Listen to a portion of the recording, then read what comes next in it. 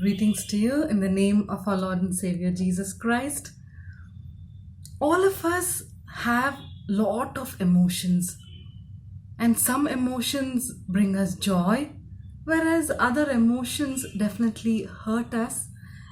And these hurt feeling remains with us as guilt and sometimes becomes a stress and sometimes leads us to depression. Whereas happy emotions such as acceptance, invitation, hospitality, being received, we are so much full of joy and we enjoy the fellowship, not the fellowship with the other, but we enjoy the fellowship with God and within our own lives. But this emotion of being rejected, not being accepted, being kept apart makes us feel that we are not wanted.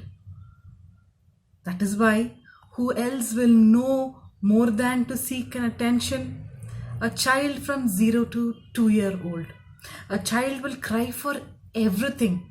Whether the child needs food, the child has to be cleaned, the child needs attention, whether the child needs pampering, whether the child needs the touch of the loving ones, whether the child needs to be embraced. For everything, the child cries. And the caretakers, mother, father, the loving ones, family, they know that the child is crying for all these, and that is why the child is seeking the attention.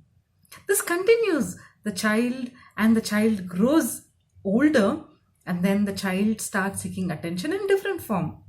School, the child becomes talkative, mischievous, and in college, backbenchers, most of us know, you go sleeping and sometimes distract the lecturers, and it continues when you go to the working place.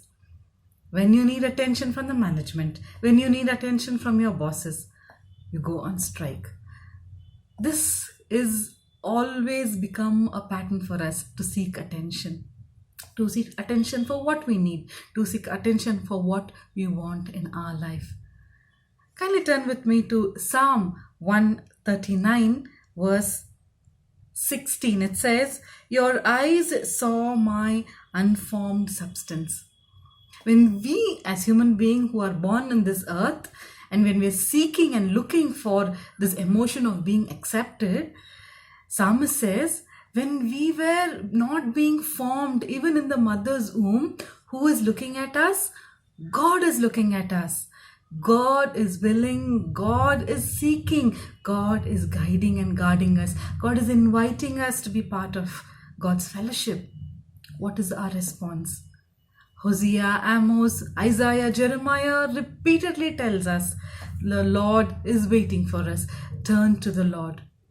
We know what it is as human to be rejected, to be kept apart. We know what it is when we do not seek, when we seek for attention and we do not get.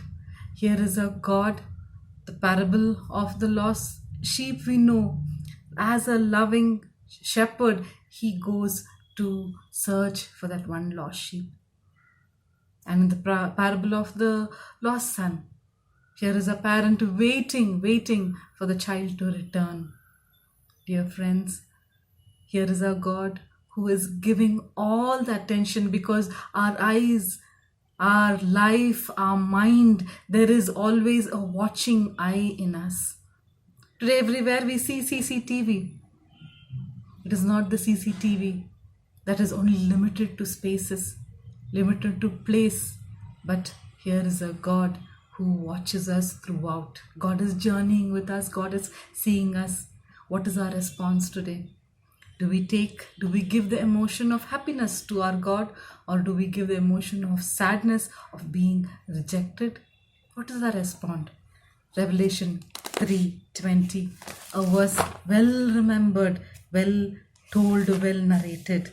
It says, "Behold, I stand at the door and knock. If anyone hears my voice and opens the door, I will come to them and eat with them and be with them." What a loving God, what a loving God to accept us as we are, who is watching us. So don't be dismayed, don't be brokenhearted, don't make unnecessary and unwanted attention to seek attention from human being. God is always watching you. Let us pray. Most gracious and loving God, Lord, we thank you that you are always watching us. Help us, Lord, to accept you, to invite you, because you are standing at the door.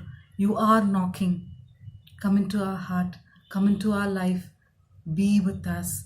Have the fellowship of love, have the fellowship of hope with us. Strengthen us. In Jesus' name we offer this prayer.